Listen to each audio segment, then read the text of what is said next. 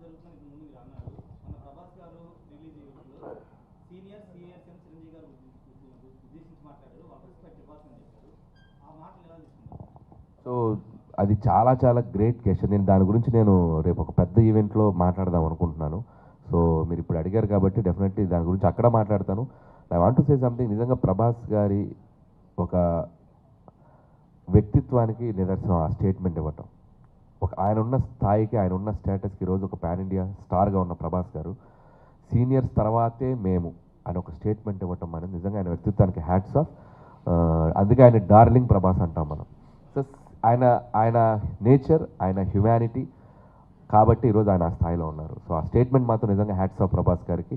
So ఖచ్చితంగా so మా తరపున రాజాసాబ్కి 8th ప్రీమియర్స్కి మేమందరం మా టీంతో వెళ్ళి ఆ సినిమాని మేము సెలబ్రేట్ చేసుకుంటాం.